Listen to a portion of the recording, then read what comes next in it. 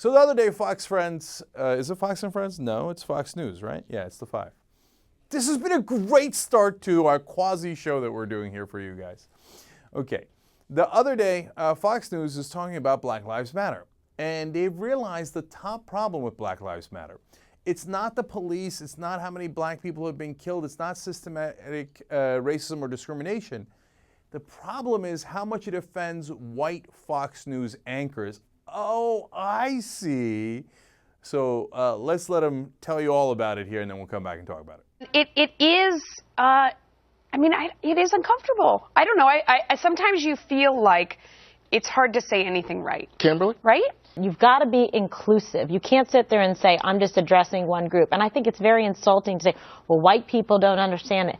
What are you talking about? You're part of the problem then if you're casting dispersions that way and speaking and labeling all white people, saying that they don't understand the issue or they can't relate to it. That's really not giving people much credit, isn't it? I mean, and that's what you're complaining about to begin with, yet you're making the problem by putting other people down and putting people down by race or putting people down by gender. Like, open your mind.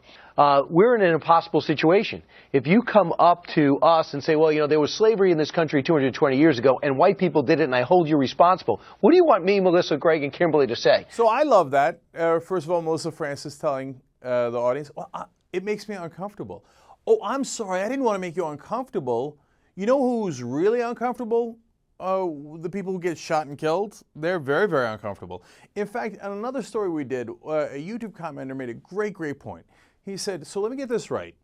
Blacks and Latinos are complaining about getting shot and killed, and white people are complaining that blacks and Latinos are complaining about getting shot and killed. Now, what's more worthy of note? I think the getting shot and killed slightly worse, and I would address that more. So in this case, the thing that really, of course, gets to me is Brian Kilmeade's comments. Because Brian Kilmeade says, I didn't do it, man. It was 220 years ago, slavery, and my ancestors weren't here. Well, okay, so let's break that down. Number one, my ancestors weren't here either. I wasn't even here. I got here at the age of 8. I'm a naturalized citizen, right? So do I then get to wash my hands of it and go, slavery, discrimination in America? I don't care, man. I didn't do it. My parents didn't do it. So, go ahead and, you know, take a long walk off a short dock. No, the question is, what is the effect today and how can we help? It's not, Brian, we're not trying to judge you or your dad. And it's weird that you're taking it personal. My parents and ancestors were never here to begin with, but I don't take it personally. The question is, what is happening today? And if you say the only problems that existed were 220 years ago, you're living on a different planet, and that's what gets people angry and agitated.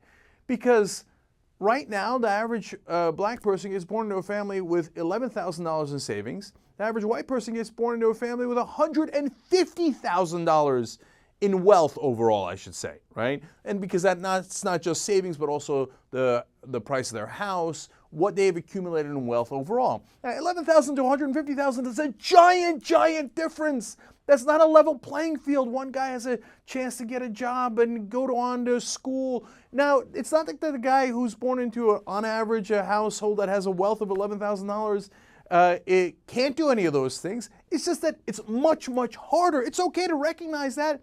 I know I didn't do it. My ancestors didn't do it. But it's okay to say, whoa, well, that's a big disparity. By the way, it used to be a little bit before the recession, but the recession devastated the income of black households in this country, Latino households as well.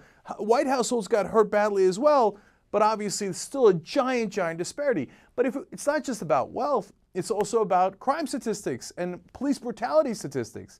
And police, on average, shoot unarmed black men at grossly disproportionate rates. That's not 220 years ago. Brian, that's today.